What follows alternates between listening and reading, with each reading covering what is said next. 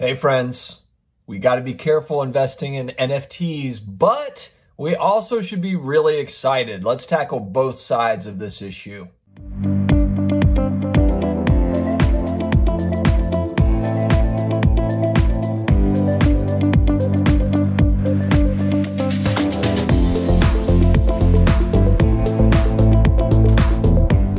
Hello to all my collectibles friends, all the alternative investment people out there that are interested in all this stuff. Thank you very much for joining me today. I messed around a little bit with my lighting to help get a little bit more of the brightness here, so hopefully this is working a little bit better. We have made it to Monday, and actually I'm filming this Sunday, so technically it's Monday now, but right now it's Sunday. I'm filming this for Monday morning. Hope that you guys have had a great weekend. Let's start the week off right.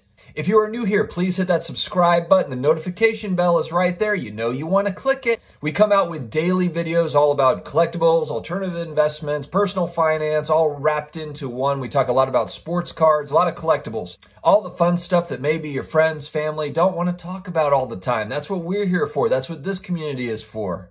Okay, guys, let's go ahead and dig right into it. So first off, you're probably wondering, like, hey, if you've been here before, you've seen I've done NBA Top Shot videos. I'm invested in NBA Top Shot. And you're probably thinking, Dustin, why against NFTs? And what I would say to you is just that it's brand new. We don't have any idea kind of what we're dealing with here yet. There's a lot of excitement around NFTs, and deservedly so. I think that there's some coolness to, the blockchain element. And also, I'm one of those weirdos, I guess, that likes collecting NBA Top Shot moments. And so even with the unknowns, I am still bullish on Top Shot. I am shoring up my positions right now. It's somewhat of a dip on Top Shot. You had kind of a big blast out of the gate. There's a lot of excitement here over the last couple of months. And now it's just been kind of, it's simmered down a little bit, and prices have dropped on a lot of really key players, up and coming stars, and also established veterans. So I've been shoring up positions with Series 2, specifically Series 2 limited edition out of 7,500 and out of 15,000, with guys Curry, Luka, a lot of the established guys, as well as some of the up and comers, the Jason Tatums, the Trae Youngs of the world. Their pricing has come way down, and so I am shoring up my positions there. But like I said, this whole thing is very new. NBA Top Shot has sprung onto the scene, and we have no clue where it's going to go. We have no idea. There's so many competing factors, so many variables with it. So I think we just have to kind of take it with a grain of salt, do the research, you take your time with it. If you want to get into it, great. If you want to wait on a different NFT product, great. And if you want to just not even get into it at all, that's fine too. Doesn't matter to me one way or the other. One thing I want to talk about that I don't hear talked about enough, I don't think, is just I believe that a lot of the success of NBA Top Shot compared to maybe previous products or compared to other products that are out there now, and I think this is going to change, is simply access. And what I mean by that is that with NBA Top Shot, you don't necessarily have to have a crypto wallet. You don't have to own Ethereum, to be able to buy it. You don't have to have kind of that all set up. And to be frank, that there's kind of a process, to go through to get Ethereum, to be able to, have the wallet, the MetaMask, etc. And I haven't gone through that process yet, but the access through a credit card to be able to get NBA Top Shot right out of the gate has allowed a more mainstream audience, I believe. And that is something that is missing right now with some of the, I think, the digital art type stuff. And maybe I'm wrong, but I just haven't seen where you can use dollars or use credit cards to be able to access those products. And I think that is something that will have to become more mainstream to get more of a mainstream audience. I think that you're going to have to be able to easily pay for it, easily access those things for it to be for it to really grow the way that NBA Top Shot did. I guess what I'm saying is, if NBA Top Shot had started out, but you couldn't use a credit card and you could only access it by using, your crypto account, I'm not sure if it would have had the same sort of explosion. I think that the access has given the access to be able to use a credit card to purchase has been a differentiator with this particular platform. Now we'll have to see kind of how that goes. There's so many other variables in play here, but access, I think, is incredibly important with NFTs.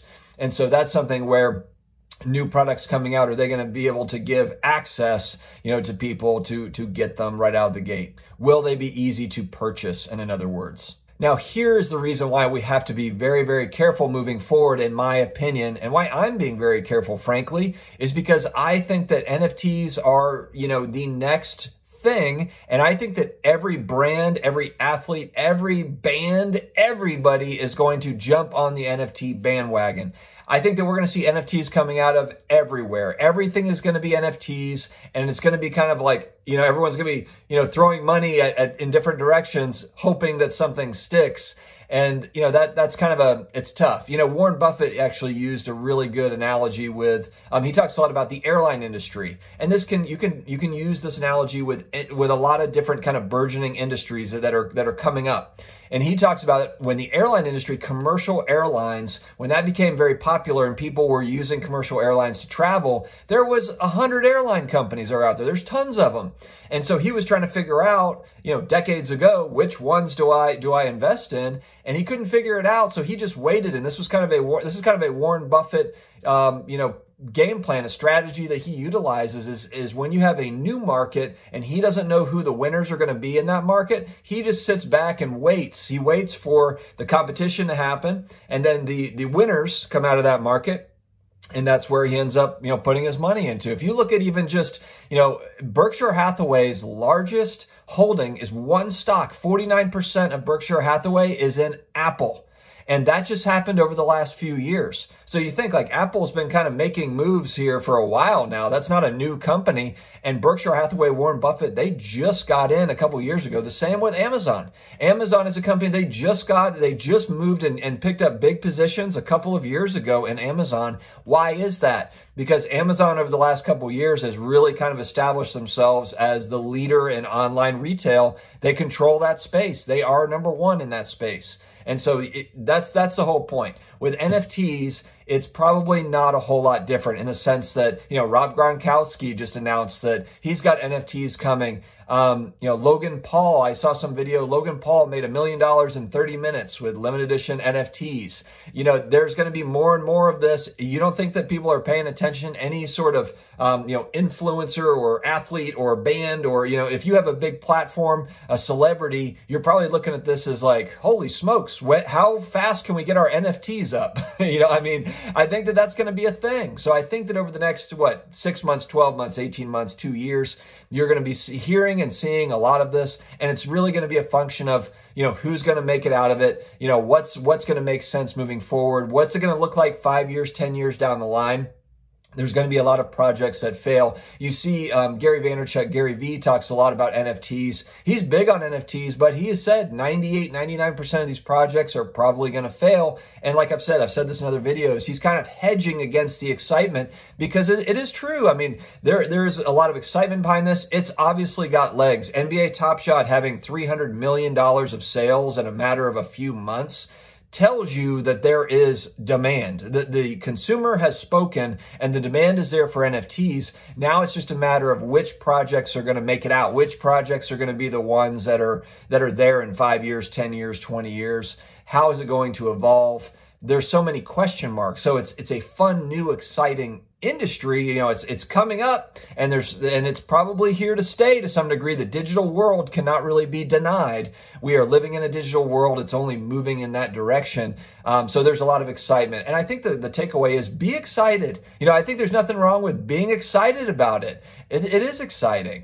And it's something that's fun to research, learn more about. But I think that's the thing. If you're going to, if we're going to invest, if I'm going to invest in digital art, there are certain kind of things that I'm waiting to see, what's going to happen. Better access to this stuff would be, a big one. And then also just learning more and understanding it better. So for me, a lot of wait and see with NFTs. I do like NBA Top Shot, being that it's licensed by the NBA. If the NFL comes out with their moments, their version, I'll be on it. I love the NFL. I love football, so I'll be all over NFL moments. Just as I think if people are big into baseball, that might be a thing for them in baseball. If your favorite rock band has something going on, or hip hop artist, there's going to be demand for this stuff. So it'll be fun to watch. It's going to be a really interesting next few years with NFTs.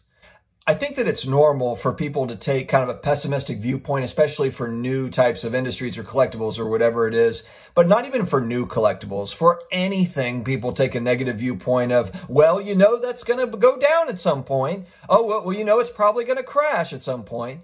And it's kind of like, you know, it's really kind of stating the obvious. You know, all markets have ups and downs with them. They're going to go up and down. The stock market's at all-time highs. The real estate market's at all-time highs. Assets in general are at all-time highs, not just sports cards, not just graded comic books or graded video games or whatever the new thing is.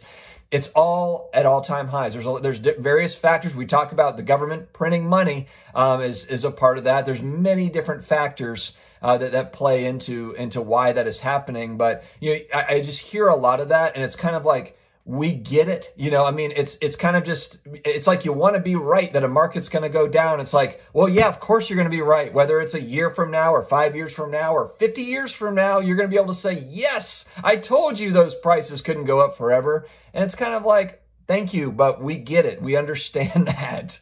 It's also okay to just be optimistic. I think the big thing is, you know, be optimistic and positive, but really do a lot of research and plan it out how you want to go about it. Understand that it's risky. Understand that we're speculating on all of these things, whether they're traditional investments, alternative investments. It's all speculation on what's going to go up and what's going to go down. So it is what it is. The important thing is to get your research in and enjoy that process and get into things that you actually like and enjoy, learn about them, and have fun with it. All right, guys, we always end with a positive message, positive affirmation as we start our Monday. And I want to remind you that we only have one life. We only have one shot here. Blaze your own path, make your own trail, and be good with it. You know, I mean, here's the thing.